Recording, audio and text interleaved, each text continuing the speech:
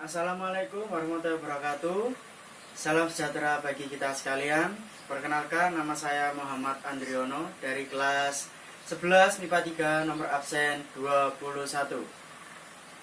Unjuk rasa Undang-Undang Cipta Kerja atau yang biasanya disebut dengan Omnibus Law adalah rangkaian aksi yang dilakukan sejak Januari 2020 ya, yang disusun oleh Dewan Perwakilan Rakyat atau DPR. Pemerintah beralasan bahwa diciptakannya undang-undang ini bisa menghasilkan lapangan kerja yang sangat luas bagi penduduk warga negara Indonesia. Tetapi warga negara Indonesia menilai bahwa undang-undang ini masih belum matang.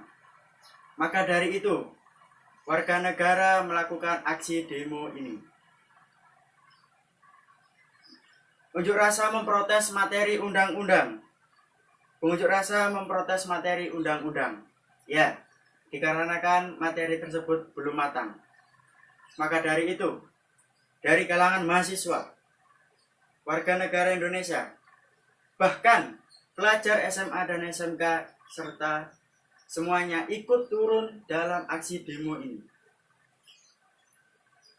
Adanya perilaku yang anarkisme, merusak fasilitas umum, itu sangat tidak baik dan itu sangat disayangkan.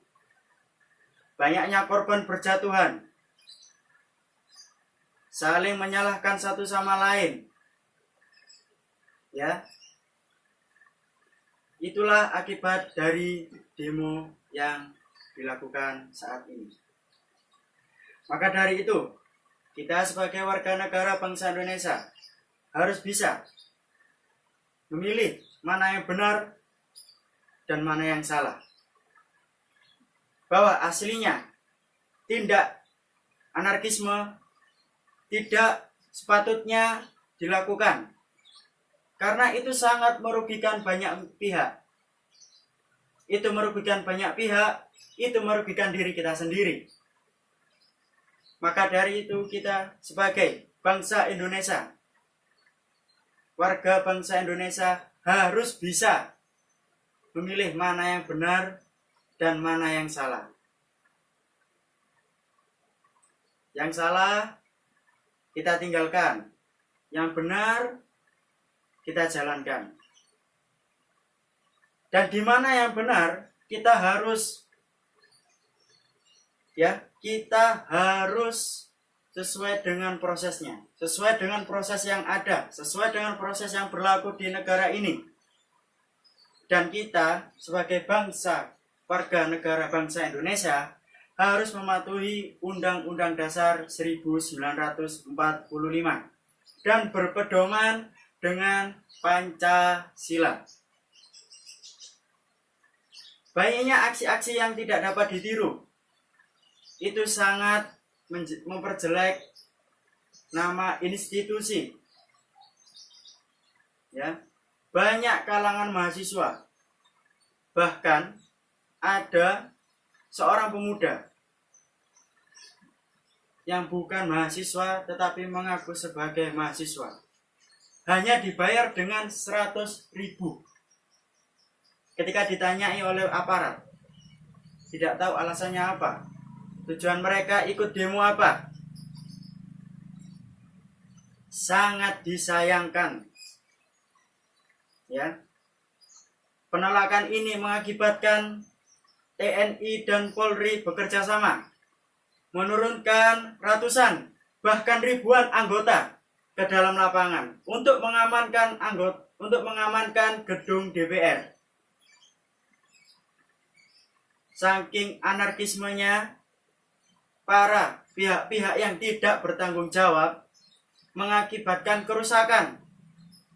Ya, diantaranya kerusakan fasilitas umum, gedung-gedung DPR. Banyak semuanya di sini diadu domba. Maka dari itu, saya pribadi berpesan kepada kalian semua untuk tetap berpikir, ya, untuk tetap berpikir baik. Di mana yang baik dijalankan dan yang jelek kita tinggalkan. Ya, meskipun itu susah. Setidaknya kita di sini sebagai warga negara Indonesia harus bisa membanggakan negara kita sendiri. Ya. Banyaknya pihak-pihak yang tidak bertanggung jawab sebaiknya tidak kita tiru. Perbuatannya, perilakunya, sifatnya, sikapnya. Maka dari itu saya berpesan, tingkatkan pendidikan moral yang ada di Indonesia. Ya.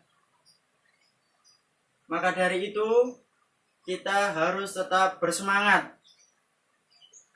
Kita harus tetap bersatu. Tidak ada tindak anarkisme. Ya. Buat apa anarkisme waktu demo? Boleh demo, tetapi anarkisme tidak boleh. Demo itu hak masyarakat, tetapi anarkisme merugikan banyak orang, merugikan pihak lain. Termasuk kita sebagai bangsa Indonesia. Maka dari itu sebaiknya kita merubah sifat jelek kita menjadi sifat baik kita, agar pihak-pihak lain meniru sifat baik dan sifat kebaikan kita. Sekian dari saya. Wabillahi taufiq wal hidayah. Wassalamualaikum warahmatullahi wabarakatuh.